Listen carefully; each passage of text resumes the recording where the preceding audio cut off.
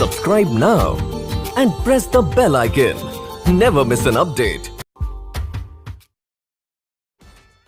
नमस्कार दोस्तों, आज आप लोग इस वीडियो में 2023 में होने वाले मैट्रिक के एग्जामिनेशन के लिए केमिस्ट्री का VVI ऑब्जेक्टिव क्वेश्चन और आंसर देखेंगे। जी हाँ दोस्तों, केमिस्ट्री में जो 5 लेसन है आपके सिलेबस में, उसमें आज हम लोग शुरू करेंगे क्वेश्चन और उसके आंसर को। ये क्वेश्चन इम्पोर्टेंट ऑब्जेक्टिव क्वेश्चन है। रासायनिक अभिक्रियाएं एवं समीकरण, ये आपका चैप्टर का नाम है। तो इस वीडियो में अंत तक बने रहें। शुरू करते हैं आज का वीडियो। पहला क्वेश्चन देखिए, दिया हुआ है Fe2O3 प्लस Al बनाता है Al2O3 प्लस 2Fe। ऊपर दी गई अभिक्रियाएं किस प्रकार का है। तो ये देखिए दोस्तों, इसमें Fe2O3 और Al रिएक्शन करके Al2O3 प्लस Fe बनाता है। तो Fe2O3 का जो ऑक्सीजन है वो Al के साथ विस्थापित हो जाता है। तो इसका आंसर जो है वो सही होगा डी, विस्थापन अभिक्रियाएं। तो दोस्तों इसको फिर से एक बार रिपीट कर देते हैं। क्वेश्चन क्या है देखिए, Fe2O3 plus Al2O3 plus 2Fe बनाता है। ऊपर दी गई अभिक्रिया किस प्रकार का है। ऑप्शन ए है संयोजन अभिक्रिया, बी है द्विविस्थापन अभिक्रिया, सी है वियोजन अभिक्रिया और डी है विस्थापन अभिक्रिया। तो इसका आंसर होगा ऑप्शन डी सही। दूसरा है KClO3 को गर्म करने पर ऑप्शन ए है O2 मुक्त होता है, बी Cl2 मुक्त होता है, सी H2 मुक्त होता है, डी इनमें से कोई नहीं। तो KClO3 को गर्म करेंगे तो O2 यानी ऑक्सीजन गैस मुक्त होगा। ऑप्शन इसका ए हो जाएगा सही 2 का। नेक्स्ट क्वेश्चन देखिए दोस्तों, तीसरा, रासायनिक परिवर्तन वस्तुओं के गुण और अवस्था में वह परिवर्तन है जिसके फलस्वरूप क्रिया को उलटने पर फलित वस्तु से यदि वस्तु की प्राप्ति नहीं होगी। ऑप्शन इसका देखिए बी होगा सही दोस्तों। ऑप्शन बी नहीं होगी, ये सही होगा। चौथा है, नीचे दी गई अभिक्रिया में कौन सा कथन सही है। 2Cu प्लस O2 बनाता है 2CuO। तो पहला ऑप्शन है कॉपर का ऑक्सीकरण, ये ऑप्शन सही हो जाएगा। कॉपर का ऑक्सीकरण इसमें हो रहा है। पांचवा है, सिल्वर क्लोराइड का रंग क्या है। ऑप्शन ए देखिए सही होगा श्वेत। ठीक है, सिल्वर क्लोराइड AgCl2 का कैसा होगा कलर, तो श्वेत होगा। उसके बाद छठा दिया हुआ, निम्न में से कौन सा उत्पाद लेड नाइट्रेट को गर्म करने पर प्राप्त होता है। ऑप्शन ए है O2, ऑप्शन बी है NO2, ऑप्शन सी है NO2 और N2, ऑप्शन डी है NO2 और O2। इसका देखिए ऑप्शन डी होगा सही, NO2 और O2। तो 6 का ऑप्शन डी सही होगा दोस्तों। सातवां क्वेश्चन देखिए, लोहा से जिंक को लेपित करने की क्रिया को क्या कहते हैं। लोहा से जिंक को लेपित करने की क्रिया को गैल्वेनीकरण कहते हैं। ऑप्शन इसका देखिए बी हो जाएगा सही दोस्तों 7 का। आठवां है, नीचे दी गई अभिक्रिया के संबंध में कौन सा कथन सही है। ZnO प्लस सी बनाता है Zn प्लस CO। इसमें ऑप्शन ए जो है कार्बन उपचयित हो रहा है, ये ऑप्शन ए आपका सही है। नेक्स्ट 9वां क्वेश्चन देखिएगा, जिंक तथा लेड कॉपर की अपेक्षा, जिंक तथा लेड कॉपर की अपेक्षा अधिक क्रियाशील है। ऑप्शन इसका बी हो जाएगा सही दोस्तों। 10वां क्वेश्चन है, वे अभिक्रियाएं जिनमें अभिकारकों के बीच आयनों का आदान प्रदान होता है उन्हें संयोजन अभिक्रिया कहते हैं। ऑप्शन बी वियोजन अभिक्रिया कहते हैं। ऑप्शन सी हो जाएगा सही दोस्तों, द्विविस्थापन अभिक्रिया कहते हैं। तो ये देखिए दोस्तों 10 क्वेश्चन आपके स्क्रीन पर दिखाई दे रहा है। 10 क्वेश्चन का आंसर भी आपको बता दिया गया है। तो इस सभी का आप स्क्रीनशॉट ले लीजिए, उसके बाद आप इसको कॉपी पर नोट करते जाइएगा। नेक्स्ट देखिए 11 नंबर में दिया हुआ है, एक समीकरण दिया हुआ CuO प्लस H2O और बनाता है Cu प्लस H2O। ये किस प्रकार का अभिक्रिया है। उपचयन, अपचयन, उदासीनीकरण या रेडॉक्स। तो इसका ऑप्शन सही हो जाएगा डी, रेडॉक्स अभिक्रिया। 12 में है, जिस अभिक्रिया में अवक्षेप का निर्माण होता है उसे क्या कहा जाता है। अवक्षेपन अभिक्रिया। ऑप्शन देखिए 12 का बी हो जाएगा सही। गंधकाम्ल क्या है। गंधकाम्ल मतलब H2SO4 सल्फ्यूरिक अम्ल को गंधक अम्ल कहते हैं। इसका ऑप्शन देखिए ए हो जाएगा सही, ऑक्सीकारक। 14 है संतुलित रासायनिक समीकरण में अभिकारकों के कुल भार उत्पाद के कुल भार के बराबर रहता है। संतुलित रासायनिक समीकरण में ये ऑप्शन देखिए 14 का ए हो जाएगा सही दोस्तों।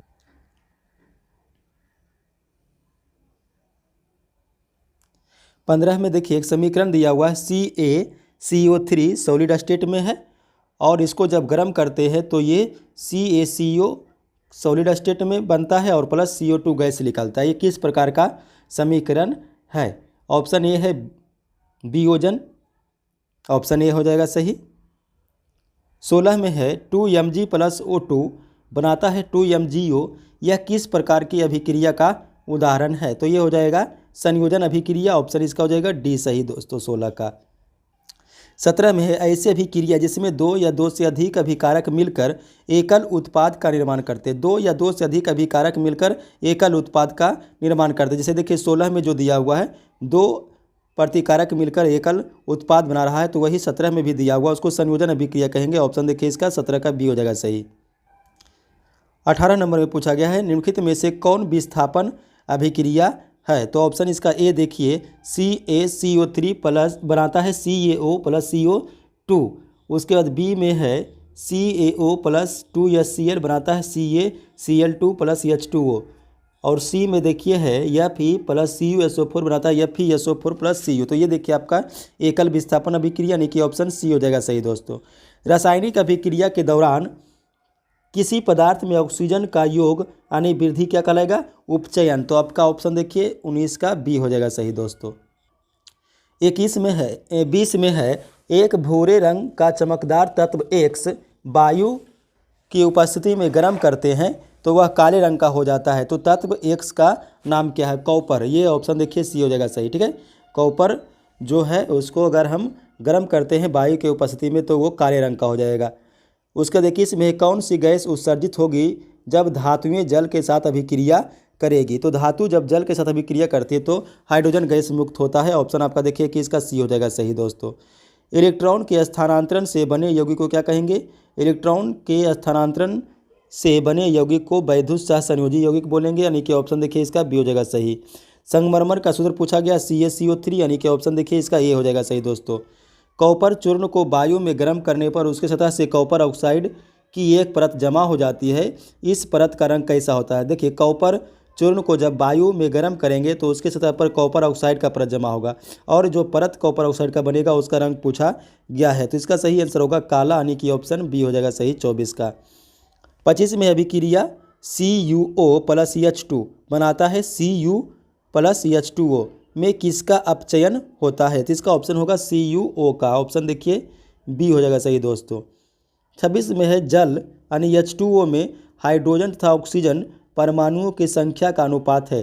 तो हाइड्रोजन का 2 परमाणु, ऑक्सीजन का 1 यानी कि 2 अनुपात है। ऑप्शन बी हो जाएगा सही। चूना पत्थर को ऊष्मा देने पर CaO और CO2 प्राप्त होता है। इस अभिक्रिया को क्या कहते हैं? चूना पत्थर CaCO3 को अगर हम गर्म करेंगे तो CaO + CO2 बनेगा, यानी वियोजन अभिक्रिया हो जाएगा। तो इसको हम बोलेंगे, ऑप्शन देखिए इसका सी हो जाएगा सही, वियोजन अभिक्रिया 27 का। 28 में है लेड नाइट्रेट चूर्ण को एक परख नली में लेकर गर्म करने पर भूरे रंग का धुआं उत्सर्जित होता है। यह धुआं होता है नाइट्रोजन डाइऑक्साइड का। ऑप्शन देखिए बी हो जाएगा सही दोस्तों। श्वसन किस प्रकार की अभिक्रिया है? श्वसन ऊष्माक्षेपी अभिक्रिया। 29 का ऑप्शन देखिए सी होगा सही, उपचयन। जब एकल अभिकर्मक टूटकर छोटे छोटे उत्पादन करते हैं तो इसे क्या कहते हैं? जब एकल अभिकर्मक टूटकर छोटे छोटे उत्पादन का निर्माण करते हैं तो इसको क्या कहते हैं? वियोजन अभिक्रिया। ऑप्शन देखिए 30 का ए हो जाएगा सही। फेरस सल्फेट से लोहा को निम्नलिखित में से कौन धातु विस्थापित करेगा? फेरस सल्फेट से लोहा को निम्नलिखित में से कौन स्थापित करेगा? ऑप्शन देखिए सी हो जाएगा सही, Zn। 32 में देखिए क्या पूछा गया है, अगर गर्म CuO पर हाइड्रोजन गैस प्रवाहित की जाए तो परत किस रंग का होगा? काला रंग का। ऑप्शन देखिए इसका बी हो जाएगा सही। 33 में है किसी रासायनिक अभिक्रिया में ऑक्सीजन का अनुपात बढ़ना क्या कहलाता है? अपचयन अभिक्रिया, उपचयन अभिक्रिया, विस्थापन अभिक्रिया और ऊष्माशोषी अभिक्रिया। तो हो जाएगा उपचयन अभिक्रिया, ऑप्शन ए हो जाएगा सही दोस्तों। उसके बाद उपचयन अपचयन अभिक्रिया को क्या कहते हैं? रेडॉक्स अभिक्रिया कहते हैं। और 34 का ऑप्शन ए होगा सही। लेड नाइट्रेट तथा पोटेशियम आयोडाइड के विलयन को मिलाने पर जो अवक्षेप बनेगा इसका रंग कैसा होगा? श्वेत रंग का होगा। ऑप्शन ए हो जाएगा सही। 36 में है, जिन अभिक्रियाओं के उत्पाद के निर्माण के साथ साथ ऊष्मा उत्पन्न होती है उसको ऊष्माक्षेपी अभिक्रिया बोला जाएगा। ऑप्शन देखिए बी हो जाएगा सही। उसके बाद 37 में है, प्राकृतिक गैस का दहन किस प्रकार की रासायनिक समीकरण है? प्राकृतिक गैस का दहन ऊष्माक्षेपी प्रतिक्रिया हो जाएगा। ऑप्शन सी इसका भी सही होगा। 38 में है, साग सब्जियों का विघटित होकर कंपोस्ट बनाना किस अभिक्रिया का उदाहरण है? इसका ऑप्शन बी ऊष्माक्षेपी ये सही होगा। संक्षारण किस प्रकार की अभिक्रिया है? संक्षारण किस प्रकार की अभिक्रिया है? उपचयन अभिक्रिया। ऑप्शन डी हो जाएगा सही। नीचे दी गई अभिक्रियाओं के संबंध में कौन सा कथन सही है? देखिए नीचे एक अभिक्रिया दिया हुआ है 2PbO प्लस C बनाता है 2Pb प्लस CO2 गैस। इसमें पूछा गया ऑप्शन ए है सीसा यानी Pb अपचयित हो रहा है, बी कार्बन डाइऑक्साइड यानी CO2 गैस अपचयित हो रहा है, कार्बन उपचयित हो रहा है, लेड ऑक्साइड उपचयित हो रहा है। तो इसका सही आंसर होगा ऑप्शन ए 1 और 2 यानी कि सीसा अपचयित हो रहा है और कार्बन डाइऑक्साइड उपचयित हो रहा है। 2 अम्ल, क्षार और लवण। उसके पहला क्वेश्चन है, अपच का उपचार करने के लिए निम्न में से किस औषधि का उपयोग किया जाता है? एंटीबायोटिक, बी में दिया हुआ है एनाल्जेसिक, सी एंटासिड और डी है एंटीसेप्टिक। तो इसका सही आंसर होगा ऑप्शन सी एंटासिड। ठीक है, अपच का उपचार करने के लिए एंटासिड का उपयोग किया जाता है दोस्तों। हल्दी लिटमस पत्र आदि किस प्रकार का सूचक है? प्राकृतिक सूचक। ऑप्शन देखिए इसका ए हो जाएगा सही 2 का। तो दोस्तों स्क्रीनशॉट ले लीजिए इसका, आगे भी आपको जितना पेज आएगा सबका स्क्रीनशॉट लेते जाइएगा और इसको याद करके जाइएगा एग्जाम में। नेक्स्ट क्वेश्चन देखिए क्या है, लिटमस विलयन बैंगनी रंगों का रंजक होता है जो निकाला जाता है। ऑप्शन ए है गुलाब के पौधों से, बी है लाइकेन के पौधों से, सी है मेहंदी के पौधों से और डी है घास के पौधों से। तो इसका सही आंसर होगा ऑप्शन बी लाइकेन के पौधों से। सोडियम जिंकेट का रासायनिक सूत्र पूछा गया है दोस्तों, Na2ZnO2। इसका सही आंसर होगा option D Na2ZnO2 sodium zincate का रासायनिक सूत्र। 5वां पूछा गया है, जब सोडियम हाइड्रोक्साइड जिंक के साथ अभिक्रिया करता है तो कौन सा उत्पाद बनता है? जब सोडियम हाइड्रोक्साइड जिंक से अभिक्रिया करेगा तो सोडियम जिंकेट और हाइड्रोजन गैस यानी कि Na2ZnO2 प्लस H2 यानी कि ऑप्शन इसका डी हो जाएगा सही दोस्तों। 6ठा है, धातुओं के कार्बोनेट और बाइकार्बोनेट पर अम्ल की अभिक्रिया से कौन सा गैस उत्सर्जित होगा? धातुओं के कार्बोनेट और बाइकार्बोनेट पर अम्ल का अभिक्रिया कराएंगे तो कार्बन डाइऑक्साइड यानी कि CO2 गैस लिख लेगा। ऑप्शन इसका बी हो जाएगा सही दोस्तों। 7वां है, नेटल के डंक में कौन सा अम्ल होता है? नेटल के डंक में कौन सा अम्ल होता है? मेथेनोइक अम्ल। ऑप्शन देखिए इसका डी हो जाएगा सही दोस्तों। 8 में है, किसी लाल तप्त आयरन पर जलवाष्प प्रवाहित कराने से कौन सा यौगिक प्राप्त होता है? Fe3O4। ऑप्शन देखिए सी हो जाएगा दोस्तों सही 8 का। नेक्स्ट क्वेश्चन 9 में है, हमारे शरीर में pH के कितने प्रास के बीच कार्य करता है? हमारे शरीर में pH कितने प्रास के बीच कार्य करता है? 7 से 7.8। ऑप्शन देखिए इसका बी हो जाएगा सही दोस्तों। 10 में पूछा गया है, बेकिंग सोडा का अणुसूत्र NaHCO3। इसका ऑप्शन देखिए सी हो जाएगा सही दोस्तों 10 का। 11 में है, निम्न में से कौन विजातीय यौगिक है? एक चूना पत्थर, बी खड़िया, सी संगमरमर, डी प्लास्टर ऑफ पेरिस। तो इसका सही आंसर होगा option D plaster of Paris. निम्नलिखित में से कौन प्रबल लवण है? NaCl, CaCl2, BaSO4 और LiCl। तो इसका सही आंसर होगा ऑप्शन ए NaCl। 13 में है, दांतों को साफ करने के लिए दंत मंजन यानी कि टूथपेस्ट प्रायः होता है क्षारीय। ऑप्शन देखिए इसका ए हो जाएगा सही दोस्तों 13 का। चलिए दोस्तों इसका भी स्क्रीनशॉट ले लीजिए, आप इसको जो है याद कीजिए।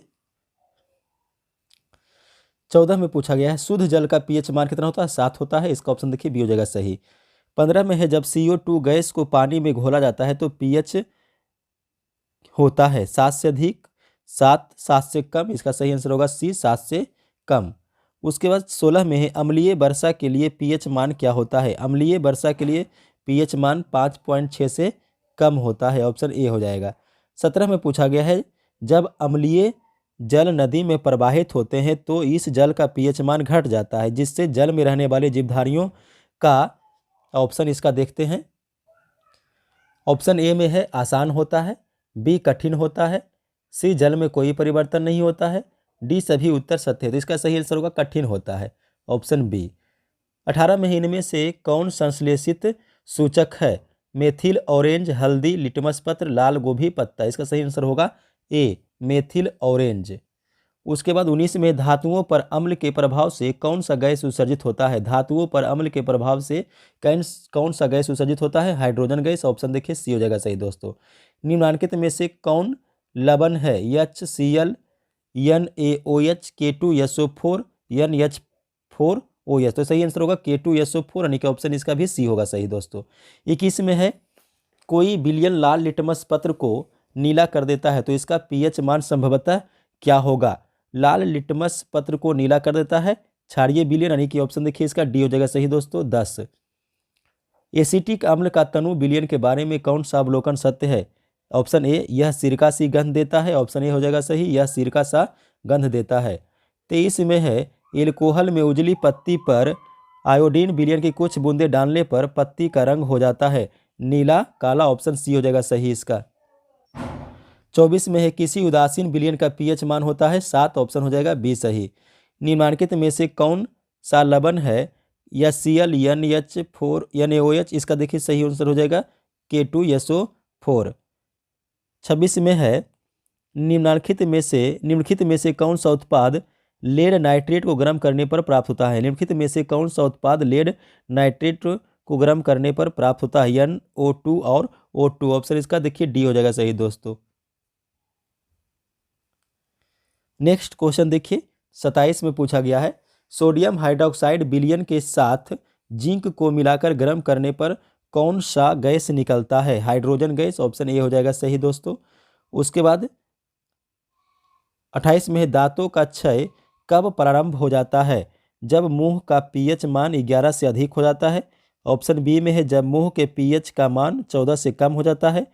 ऑप्शन सी है जब मुंह के पीएच का मान 5.5 से कम हो जाता है।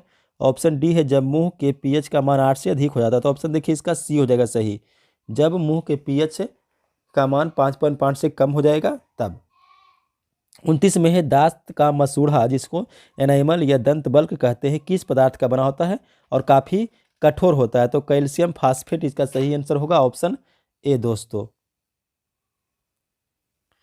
30 में है सोडियम क्लोराइड के जलीय विलयन से विद्युत धारा प्रवाहित करने पर यह वियोजन होकर सोडियम हाइड्रोक्साइड बनाता है।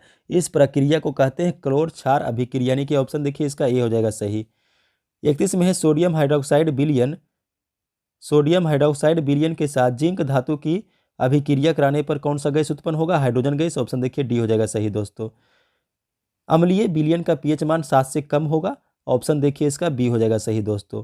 सोडियम कार्बोनेट एवं सोडियम बाइकार्बोनेट पर हाइड्रोक्लोरिक अम्ल की अभिक्रिया से कौन सा गैस मुक्त होगा? कार्बन डाइऑक्साइड गैस होगा, CO2 यानी कि ऑप्शन ए हो जाएगा सही। चूना जल में कार्बन डाइऑक्साइड गैस प्रवाहित कराने पर चूना जल का रंग कैसा हो जाएगा? दुधिया हो जाएगा यानी कि बी नंबर हो जाएगा सही, श्वेत दुधिया। कुछ ऐसे पदार्थ होते हैं जिनकी गंध अम्लीय या क्षारकीय माध्यम से बदल जाते हैं। ऐसे पदार्थों को किस प्रकार का सूचक कहा जाता है? गंधकीय सूचक यानी कि ऑप्शन इसका भी बी होगा सही दोस्तों। 36 में किसी अम्ल की धातु के साथ अभिक्रिया के फलस्वरूप कौन सा गैस बनता है? किसी अम्ल का धातु के साथ अभिक्रिया करेंगे तो हाइड्रोजन गैस बनेगा। ऑप्शन हो जाएगा सी सही 36 का। 37 में निम्नलिखित में से किस विलयन का उपयोग दीवारों पर सफेदी लाने में किया जाता है? CaOH का होल 2। ऑप्शन देखिए बी हो जाएगा सही दोस्तों। 38 में है निम्नलिखित में से कौन सा बुझा हुआ चूना है? CaOH का होल 2। ऑप्शन इसका देखिए बी हो जाएगा सही, CaOH का होल 2। नेक्स्ट क्वेश्चन देखिए 39 में है Na2CO3 का जलीय विलयन है। तो इसका ऑप्शन देखिए ए है 7, बी है 7 से अधिक, सी है 7 से कम और डी इनमें से कोई नहीं। तो इसका सही आंसर होगा 7 से अधिक यानी बी हो जाएगा। एसेटिक अम्ल का IUPAC नाम पूछा गया, एथेनोइक अम्ल हो जाएगा, ऑप्शन हो जाएगा इसका ए सही। नेक्स्ट, किसी विलयन में उपस्थित हाइड्रोजन आयन की सांद्रता ज्ञात करने के लिए एक स्केल विकसित किया गया, इसको क्या कहते हैं? पीएच स्केल कहते हैं, ऑप्शन हो जाएगा बी सही। नेक्स्ट क्वेश्चन 42 में देखिए पीएच का स्केल, पीएच का शून्य स्केल अधिक क्षारीयता को प्रदर्शित करता है, गलत हो गया। इसका ऑप्शन नेक्स्ट देखते हैं, अधिक अम्लीयता को प्रदर्शित करता है, ऑप्शन बी देखिए इसका सही हो जाएगा। 43 में है पीएच स्केल पर 14 क्या प्रदर्शित करता है, तो इसका हो जाएगा अधिक क्षारीयता को, यानी कि ऑप्शन सी हो जाएगा सही दोस्तों। एक्वा रेजिया मिश्रण में HCl एवं HNO3 का अनुपात होता है 3:1, ऑप्शन देखिए ए हो जाएगा सही। किसी भी उदासीन विलयन के लिए पीएच मान 7 होता है, बी हो जाएगा सही। जठर रस का पीएच मान लगभग होता है 1.2, यानी कि ऑप्शन ए हो जाएगा सही दोस्तों। कोई विलयन लाल लिटमस पत्र को नीला कर देता है, तो इसका पीएच मान हो जाएगा 5, यानी कि अम्लीय, सी हो जाएगा। अम्ल और क्षार आपस में प्रतिक्रिया कर बनाते हैं लवण, ऑप्शन सी हो जाएगा सही दोस्तों। 49 में है निम्नलिखित में से कौन प्राकृतिक सूचक है, मैथिल ऑरेंज, इसका बी हो जाएगा ऑप्शन सही। उसके बाद 50 में है निम्नलिखित में से कौन क्षारीय ऑक्साइड है, SO2, NO2, P2O5 और Na2O, तो इसका सही आंसर होगा डी, Na2O क्षारीय ऑक्साइड। निम्नलिखित में कौन सही है, ऑप्शन इसका देखिए निम्नलिखित में से कौन सही है, Na2CO3 × 5H2O, Na2CO3 × 10H2O, ये देखिए सही हो जाएगा Na2CO3 × 10H2O। बेकिंग सोडा का रासायनिक सूत्र पूछा गया है, NaHCO3, इसका सही आंसर होगा ऑप्शन ए। दही में किस प्रकार का अम्ल पाया जाता है, साइट्रिक अम्ल, ऑक्जेलिक अम्ल, लैक्टिक अम्ल और मेथेनोइक अम्ल। तो दही में लैक्टिक अम्ल, ऑप्शन सी हो जाएगा सही। चीनी का सूत्र देखिए पूछा गया है दोस्तों, C12H/111, ऑप्शन देखिए सी हो जाएगा सही। सोडियम कार्बोनेट के जलीय घोल में मेथिल ऑरेंज का घोल मिलाने पर घोल का रंग परिवर्तित होकर कैसा हो जाएगा, पीला हो जाएगा, ऑप्शन देखिए हो जाएगा ए सही दोस्तों। लास्ट क्वेश्चन है देखिए, प्रबल अम्ल और प्रबल क्षारक से बने लवण के पीएच मान क्या हो जाएंगे, तो इसका 7 हो जाएगा आंसर दोस्तों, ऑप्शन ए। धातु एवं अधातु का VVI ऑब्जेक्टिव क्वेश्चन और उसके आंसर को जो आपके एग्जामिनेशन में पूछे जाएंगे। तो दोस्तों इस वीडियो को लास्ट तक देखें, सभी ऑब्जेक्टिव क्वेश्चन आपके लिए इंपॉर्टेंट है, इससे आपके एग्जामिनेशन में पूछे जाएंगे। और अगर आपको ये वीडियो पसंद आए तो इस वीडियो को अधिक से अधिक शेयर कीजिए और लाइक करें। पहला क्वेश्चन देखिए शुरू हम लोग करते हैं दोस्तों, निम्नलिखित में से कौन उपधातु है, ये पूछा गया है। ऑप्शन ए है Fe यानी लोहा, Cu कॉपर यानी तांबा और सी ऑप्शन है Ni निकेल और ऑप्शन डी है Sb यानी एंटीमनी। तो ऑप्शन इसका देखिए दोस्तों डी हो जाएगा सही, उपधातु एंटीमनी होगा। पीतल है, ऑप्शन ए है धातु, बी अधातु, सी मिश्र धातु और डी उपधातु। तो इसका सही आंसर होगा ऑप्शन सी, पीतल जो है वो मिश्र धातु है, तो ऑप्शन इसका सी सही होगा। चलिए तीसरा क्वेश्चन देखिए क्या है, निम्न में से कौन आयनिक यौगिक है, ऑप्शन ए है CH4 सहसंयोजी यौगिक हो जाएगा, तो ये गलत हो गया ऑप्शन। ऑप्शन बी देखते हैं CO2, ऑप्शन सी है CaCl3, तो इसका ऑप्शन सही हो जाएगा CaCl2, ये जो है आयनिक यौगिक में आ जाएगा। चौथा है निम्न में से कौन सा पदार्थ ऑक्सीजन से संयोग नहीं करता है, ऑप्शन ए है तांबा, बी है गोल्ड, सी है जिंक और डी है पोटासियम। तो इसका सही आंसर होगा ऑप्शन बी यानी गोल्ड, सोना। सोना ऑक्सीजन के साथ संयोग नहीं करता है। शुद्ध सोना को व्यक्त किया जाता है, शुद्ध सोना को 24 कैरेट से शुद्ध व्यक्त किया जाता है, तो इसका सही आंसर है ऑप्शन बी हो जाएगा 5 का। उसके बाद कहता है कौन सा अधातु कमरे के ताप पर द्रव होता है, बहुत ही इंपॉर्टेंट ऑब्जेक्टिव क्वेश्चन देखिए दोस्तों, ये बहुत बार आपके बोर्ड एग्जामिनेशन में पूछा गया है क्वेश्चन, कौन सा अधातु कमरे के ताप पर द्रव होता है, तो इसका सही आंसर होगा ब्रोमीन, ऑप्शन जो है ए हो जाएगा सही दोस्तों। सक्रियता श्रेणी में सबसे ऊपर स्थित धातुओं का निष्कर्षण, सक्रियता श्रेणी में सबसे ऊपर स्थित धातुओं का निष्कर्षण, ऑप्शन ए है थर्मिट अभिक्रिया द्वारा, ऑप्शन बी है अपचयनित द्वारा, ऑप्शन सी है धातु के गलित क्लोराइड का विद्युत अपघटन द्वारा, ऑप्शन डी सभी कथन सत्य है। तो इसका सही आंसर होगा दोस्तों सी। ठीक है, धातु के गलित क्लोराइड का विद्युत अपघटन द्वारा। 8वां क्वेश्चन देखते हैं हम लोग क्या पूछा गया है। निम्नलिखित में से कौन अधातु है? कार्बन, सोडियम, एल्युमिनियम और कैल्शियम। तो इसका सही आंसर होगा ऑप्शन ए कार्बन। कार्बन जो है अधातु है। उसके बाद निम्नलिखित में से कौन उपधातु है ये पूछा गया है। जेडीएन, सीए, जीई और ऑप्शन डी है सी यानी कार्बन। तो इसका सही आंसर होगा जीई उपधातु में। उसके बाद नेक्स्ट क्वेश्चन देखिए 10 में है, कोई धातु ऑक्सीजन के साथ अभिक्रिया कर उच्च गलनांक वाला यौगिक निर्मित करता है, यह यौगिक जल में विलेय है, यह तत्व क्या हो सकता है? तो कैल्शियम इसका सही आंसर होगा दोस्तों ऑप्शन ए। 11 में पूछा गया है, खाद्य पदार्थ के डिब्बों पर जिंक के बजाय टीन का लेप होता है क्योंकि टीन की अपेक्षा जिंक महंगा है। ऑप्शन ए देखिए। ऑप्शन बी टीन की अपेक्षा जिंक का गलनांक अधिक है। ऑप्शन सी टीन की अपेक्षा जिंक अधिक क्रियाशील है। तो इसका ऑप्शन देखिए 11 का सी हो जाएगा सही दोस्तों। ठीक है, टीन की अपेक्षा जिंक अधिक क्रियाशील है, इसलिए खाद्य पदार्थों के डिब्बों पर जिंक के बजाय टीन का लेप चढ़ा हुआ रहता है। चलिए 12 में पूछा गया है, कौन विद्युत का सर्वोत्तम सुचालक है? CU, AG, AL और Fe। तो इसका सही आंसर होगा ऑप्शन बी, चांदी जो है विद्युत का सबसे अच्छा सुचालक माना जाता है। 13 में पूछा गया है, निम्नलिखित में कौन सबसे अधिक अभिक्रियाशील है? सबसे अधिक अभिक्रियाशील इनमें ऑप्शन जो दिया हुआ है CU, HG, AG और AU। तो इसमें सबसे अधिक अभिक्रियाशील CU होगा, यानी कि ऑप्शन ए हो जाएगा सही।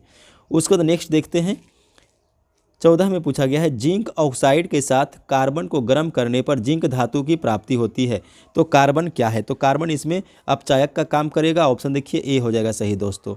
उसके बाद 15 में है, नीचे दिए गए अभिक्रिया में कौन अपचायक है? देखिए नीचे एक समीकरण दिया हुआ है, अभिक्रिया दिया हुआ है और इसमें पूछा गया कि कौन अपचायक है। तो इसका सही आंसर होगा ऑप्शन सी, यानी एल्युमिनियम जो है वो अपचायक हो जाएगा। तो इसका सही आंसर होगा ऑप्शन सी।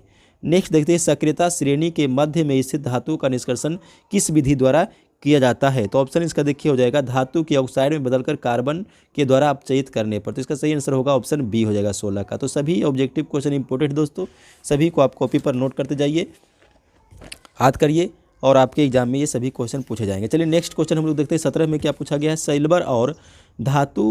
सिल्वर और गोल्ड धातु का परिष्करण किस विधि द्वारा किया जाता है? सिल्वर और गोल्ड धातु का परिष्करण किस विधि द्वारा किया जाता है? विद्युत अपघटन द्वारा किया जाता है। तो इसका सही आंसर होगा 17 का ऑप्शन ए। नेक्स्ट, मैग्नीशियम पाया जाता है क्लोरोफिल में। ऑप्शन ए इसका सही हो जाएगा। 19 में पूछा गया है, लोहे में जंग किन किन वस्तुओं के उपस्थिति में लग सकता है? वायु और जल के उपस्थिति में। तो 19 का ऑप्शन ए हो जाएगा सही दोस्तों। लोहे में जंग वायु और जल की उपस्थिति में लगता है।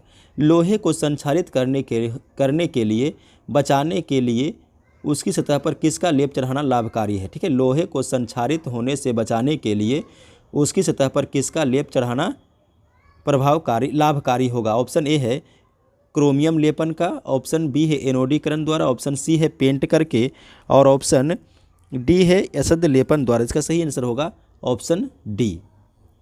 नेक्स्ट, ताम्र एवं टीन के मिश्र धातु को क्या कहते हैं? ताम्र यानी कि तांबा और टीन के मिश्र धातु को कांसा कहते हैं। ऑप्शन इसका देखिए बी हो जाएगा दोस्तों सही है कि इसका।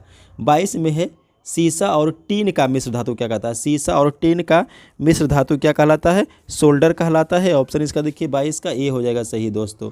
23 में है, निम्नलिखित में से कौन अधिक अभिक्रियाशील है? कॉपर। इसका ऑप्शन ए हो जाएगा सही। कार्बन क्या है? आधातु। इसका ऑप्शन बी हो जाएगा सही दोस्तों 25 का। 26 में है, बॉक्साइड निम्नलिखित में से किस धातु का मुख्य अयस्क है? बॉक्साइड किस धातु का मुख्य अयस्क है? एल्युमिनियम का। ऑप्शन देखिए इसका डी हो जाएगा सही दोस्तों। उसके बाद निम्न में से किस धातु का गलनांक सबसे कम है? तो सोडियम का गलनांक सबसे कम होगा। ऑप्शन हो जाएगा बी सही। उसके बाद नेक्स्ट क्वेश्चन 28 में देखिए पूछा गया, निम्नलिखित में से किसे चाकू से काटा जा सकता है? लिथियम, कैल्शियम, कॉपर और आयरन। तो इसका सही आंसर हो जाएगा लिथियम। ऑप्शन जो है इसका देखिए 28 का ए हो जाएगा सही, लिथियम। शुद्ध सोना 24 कैरेट का होता है। ऑप्शन देखिए इसका सी हो जाएगा सही 29 का दोस्तों। चलिए नेक्स्ट क्वेश्चन 30 में है, प्रबल अम्ल एवं दुर्बल क्षार से बने लवण का पीएच कितना होता है? 7 से कम होगा। ऑप्शन देखिए 7 से कम किस में है? डी में है। तो ऑप्शन जो है डी सही हो जाएगा। भू प्रॉपर्टी में स्वतंत्रता अवस्था में पाए जाने वाले धातुएं निम्नलिखित में से कौन है? भू प्रॉपर्टी में स्वतंत्र अवस्था में पाए जाने वाले धातुएं निम्नलिखित में से कौन सा है? Mg यानी मैग्नीशियम, Ag यानी सिल्वर, ऑप्शन हो जाएगा बी सही Ag। उसके बाद नेक्स्ट देखते हैं, उच्च अभिक्रियाशील धातु से शुद्ध धातु की प्राप्ति किस विधि द्वारा होता है? उच्च अभिक्रियाशील धातु से शुद्ध धातु की प्राप्ति किस विधि द्वारा होती है? गलित धातु के विद्युत अपघटन द्वारा, ऑप्शन हो जाएगा ए सही दोस्तों। 33 में है, सिनेबार किसका अयस्क है? जस्ता का, एल्युमिनियम का, पारद का और कैल्शियम का। सही आंसर हो जाएगा पारद का। सिनेबार Hg यस यानी कि पारे का हो जाएगा, ऑप्शन सी हो जाएगा सही। उसके बाद सिनेबार को गर्म करने पर वह पुनः ऑक्साइड में परिणत हो जाता है, पुनः गर्म करने पर कौन सी धातु अपचयित होगी? ऑप्शन देखिए डी हो जाएगा Hg यानी कि मरकरी, पारा। सिलिका क्या है? धातु, उपधातु, आधातु, इनमें से कोई नहीं। तो सही आंसर होगा ऑप्शन डी, सिलिका इनमें से कोई नहीं।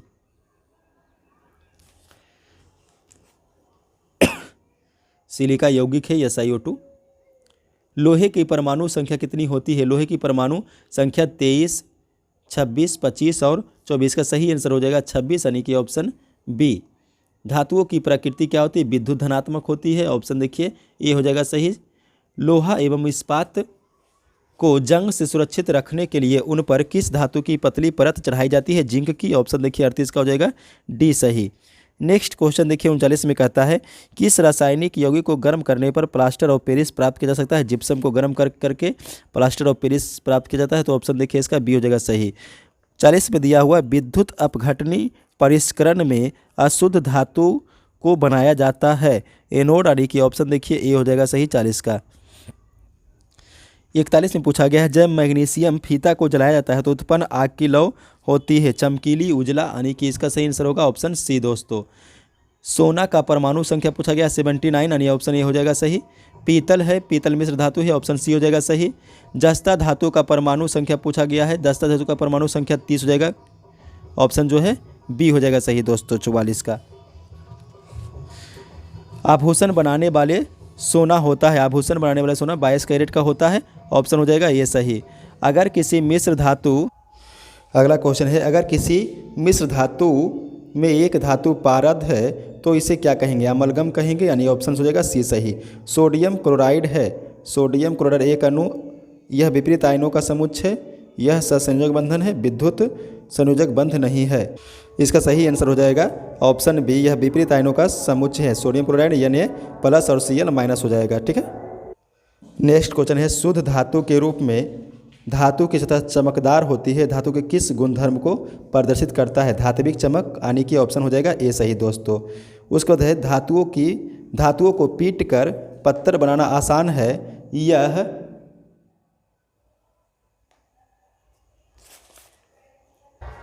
यह धातु के किस गुणधर्म को बतलाता है? यानी कि आघात वर्धनता, यानी कि ऑप्शन हो जाएगा इसका बी सही दोस्तों 49 का। एक्वा रेजी यानी रॉयल जल किस अनुपात में शांत हाइड्रोक्लोरिक अम्ल एवं शांत नाइट्रिक अम्ल का ताज़ा मिश्रण होता है? ऑप्शन ए है 3:2, ऑप्शन बी है 2:3 और ऑप्शन सी है 3:1, ऑप्शन डी है 1:3। तो इसका सही आंसर होगा ऑप्शन सी 3:1। 51 में पूछा गया है, एल्युमिनियम पर मोटी ऑक्साइड की परत बनाने की प्रक्रिया को क्या कहते हैं? एल्युमिनियम पर मोटी ऑक्साइड की परत बनाने की प्रक्रिया को क्या कहते हैं? एनोडीकरण, ऑप्शन देखिए इसका हो जाएगा ये दोस्तों सही 51 का। उसके बाद अभिक्रियाशीलता के इस क्रम में कौन सा सही है? अभिक्रियाशीलता के इस क्रम में कौन सा सही है? ऑप्शन इसका देखिए बी हो जाएगा सही, JDN AL AgFe, ये हो जाएगा ऑप्शन बी सही दोस्तों। सोडियम का परमाणु संख्या 11 पूछा गया, बहुत ही इजी क्वेश्चन है, ऑप्शन देखिए बी हो जाएगा 53 का। जंग रोधी स्टील क्या है? 54 में पूछा गया है, जंग रोधी स्टील क्या है? तो मिश्र धातु हो जाएगा, ऑप्शन देखिए हो जाएगा सी सही दोस्तों। सबसे अधिक विद्युत ऋणात्मक तत्व पूछा गया, फ्लोरीन जो है सबसे अधिक विद्युत ऋणात्मक तत्व माना जाता है, इसका ऑप्शन सही हो जाएगा बी। 56 में है, क्रायोलाइट किस धातु का अयस्क है? क्रायोलाइट किस धातु का अयस्क है? एल्युमिनियम का, ऑप्शन देखिए सी हो जाएगा सही दोस्तों इसका, 56 का ऑप्शन सी हो जाएगा सही। उसके बाद पूछा गया है, निम्नलिखित में से कौन सबसे कम अभिक्रियाशील है? Al, JDN, Fe और Mg। तो इस सब में जो है F ही सबसे कम अभिक्रियाशील हो जाएगा, ऑप्शन हो जाएगा सी सही। उसके बाद 58 में कहता है किसी धातु के टुकड़े से पतले तार खींचे जा सकते हैं, यह धातु के किस गुणधर्म के लिए उत्तरदायी है? तो आघात वर्धीनता, यानी कि ऑप्शन ए हो जाएगा सही।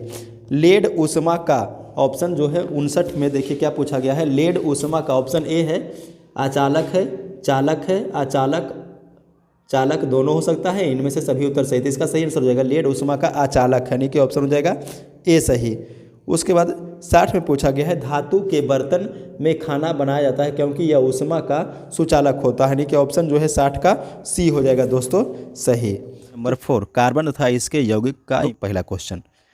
कार्बन हाइड्रोजन से संयोग करके क्या बनाता है? हाइड्रोकार्बन बनाएगा, ऑप्शन देखिए इसका बी हो जाएगा सही दोस्तों 1 का, ठीक है। वायुमंडल में CO2 गैस की उपस्थिति कितनी है? कार्बन डाइऑक्साइड की उपस्थिति 0.03%, यानी कि ऑप्शन इसका सी हो जाएगा सही दोस्तों। अभिक्रियाशील समूह में COOH वाले यौगिक को कार्बोक्सिलिक अम्ल कहा जाएगा, यानी कि ऑप्शन जो है इसका देखिए दोस्तों डी हो जाएगा सही। कार्बोक्सिलिक एसिड समूह में होते हैं COOH, जैसे कि ऊपर में बताया गया है, तो ऑप्शन इसका देखिए बी हो जाएगा सही। नेक्स्ट पूछा गया है इथिलीन में कार्बन कार्बन के बीच 2 आबंध मौजूद रहते हैं जिसमें एक सिग्मा रहेगा और एक पाई बॉन्ड रहेगा, यानी ऑप्शन देखिए इसका हो जाएगा ए सही, ठीक है। इथेन में कितने सहसंयोजक बंधन बनते हैं? 6 सहसंयोजक बंधन बनेंगे, यानी कि ऑप्शन हो जाएगा सी सही। CnH2n+2 किसका सामान्य सूत्र है?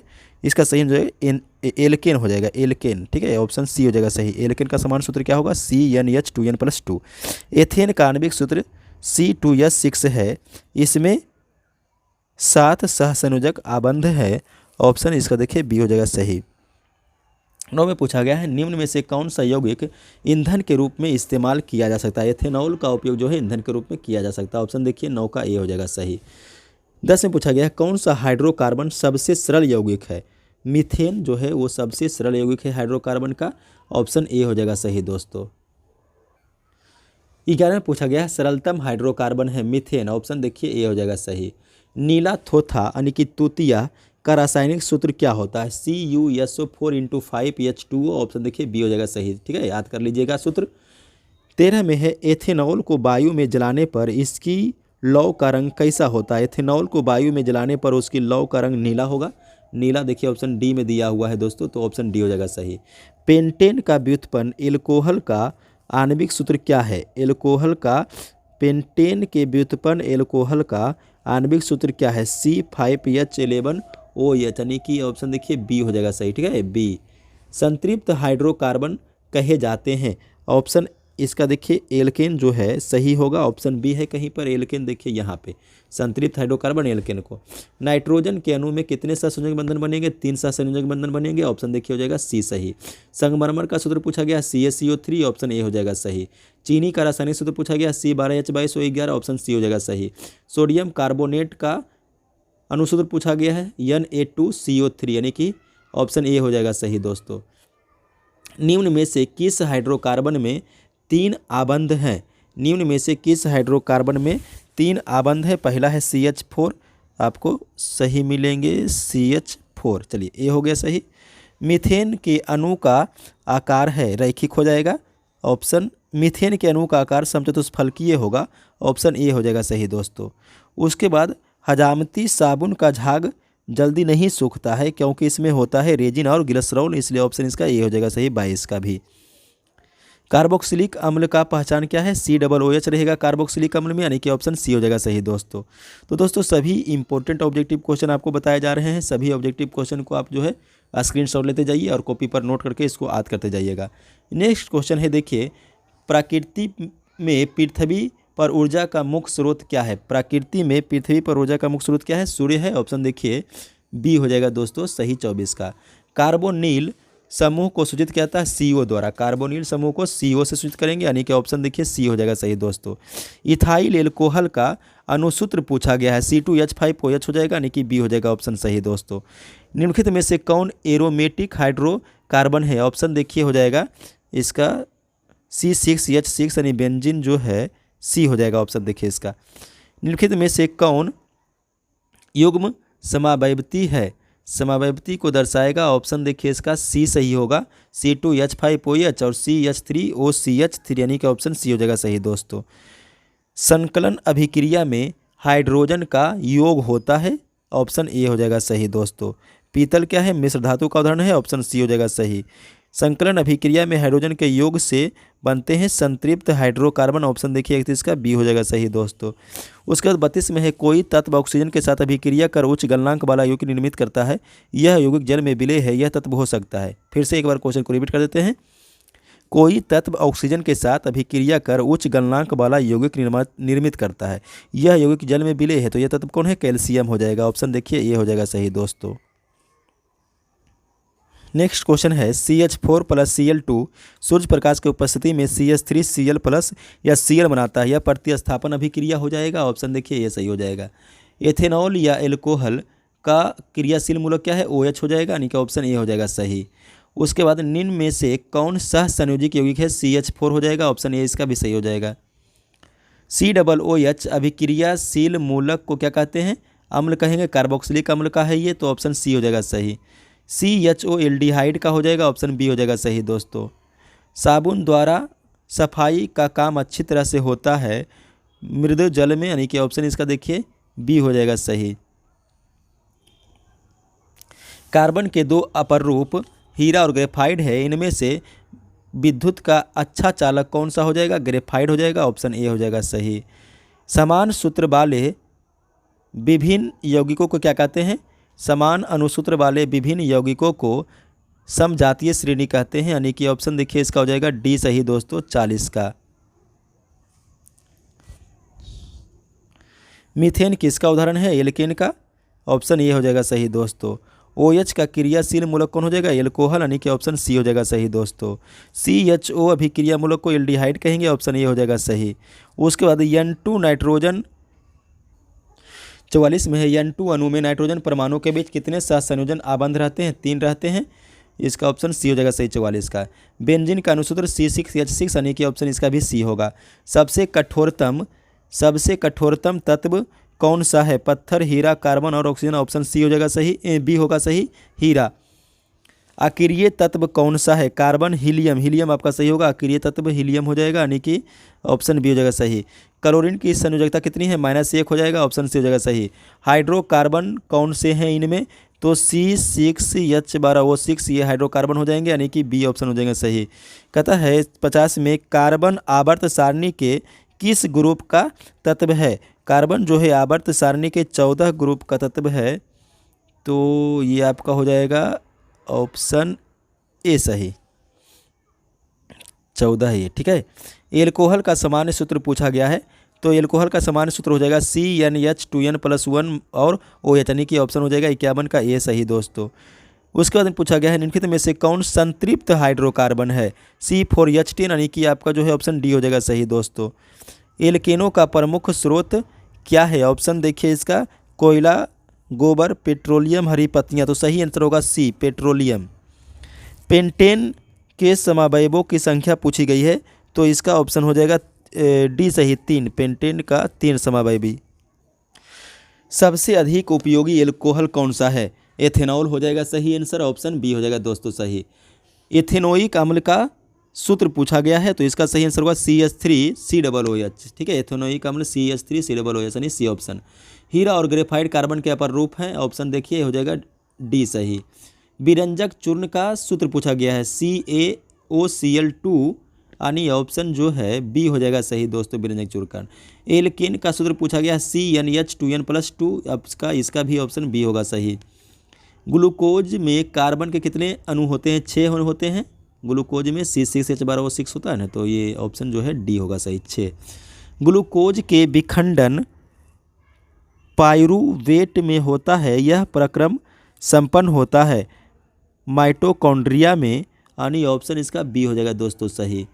ग्लूकोज के एक अणु में ऑक्सीजन के कितने परमाणु होते हैं? C6H12O6, यानी कि ऑक्सीजन के भी 6 परमाणु होंगे, ऑप्शन जो है बी इसका भी सही होगा।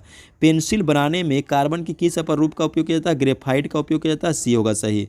उस हाइड्रोकार्बन का नाम बतावे जो एथेनॉल बनाता है, ऑप्शन इसका देखिए 64 का ए हो जाएगा सही, इथेन। सरलतम हाइड्रोकार्बन है मीथेन, ऑप्शन ए हो जाएगा सही। मीथेन का गलनांक पूछा गया है 111 केल्विन, 156 केल्विन, 90 केल्विन और 391 केल्विन। तो इसका सही आंसर होगा 90 केल्विन, ऑप्शन सी।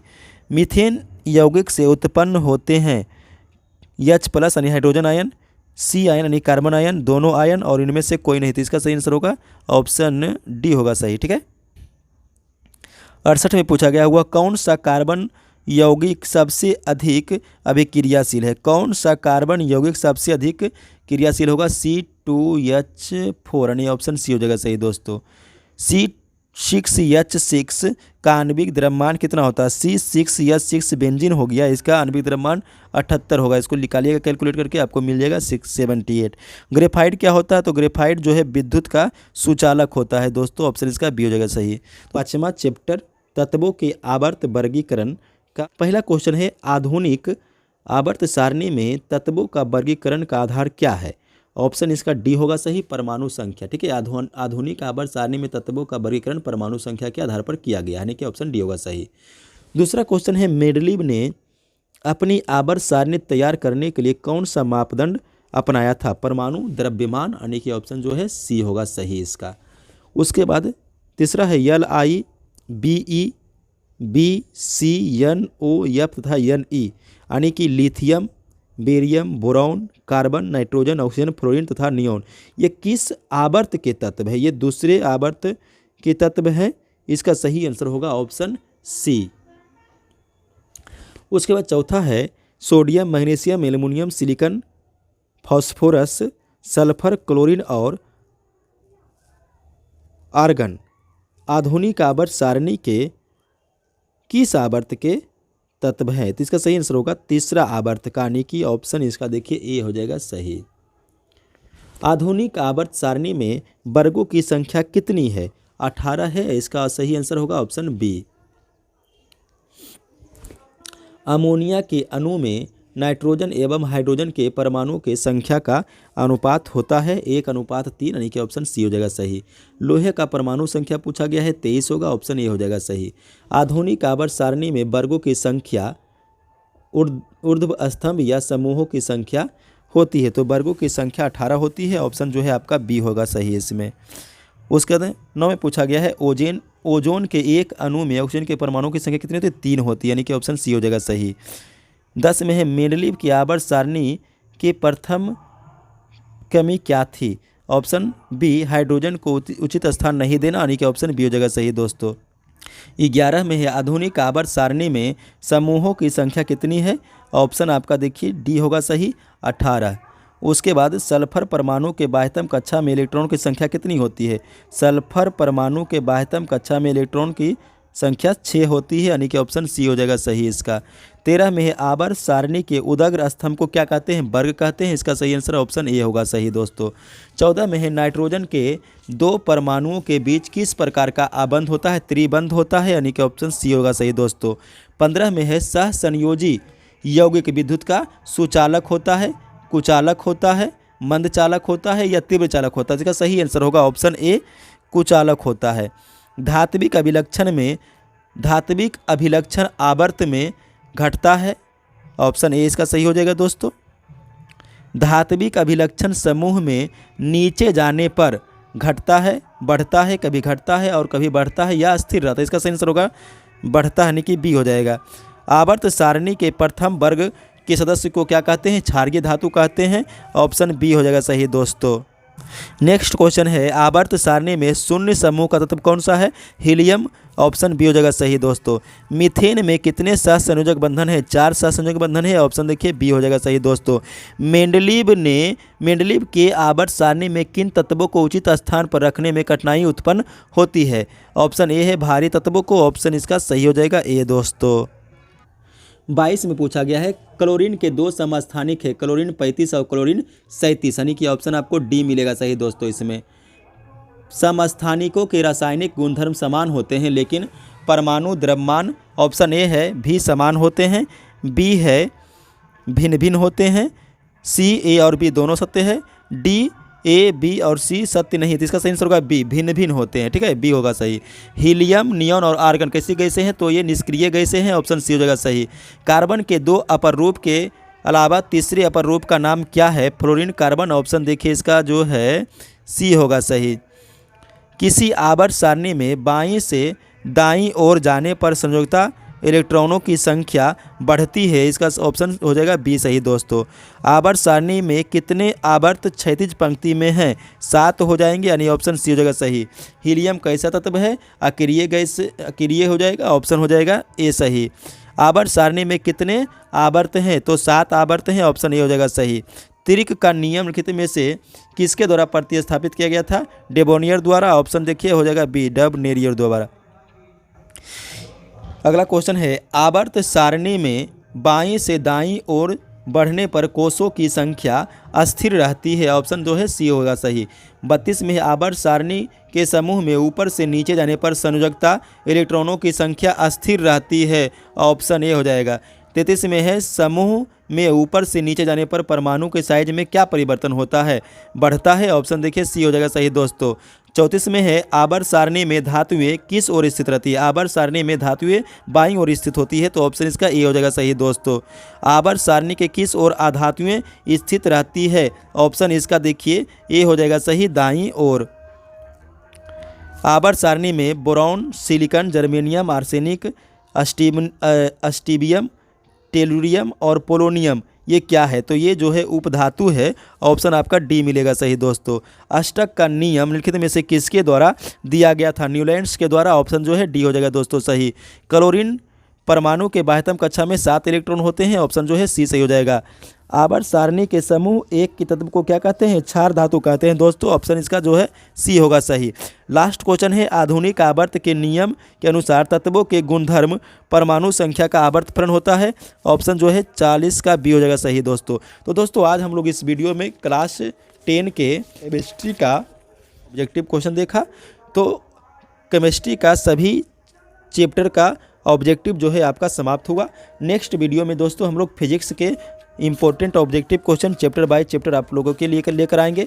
तो अगर आप हमारे चैनल पर नए तो हमारे चैनल को सब्सक्राइब कर लिए और बेल आइकन को दबा दीजिए, ताकि जैसे ही हम आपके लिए कोई वीडियो डालेंगे तो आपको नोटिफिकेशन मिल जाएगा और आप उस वीडियो को देख करके आप उसका फ़ायदा उठा सकते हैं।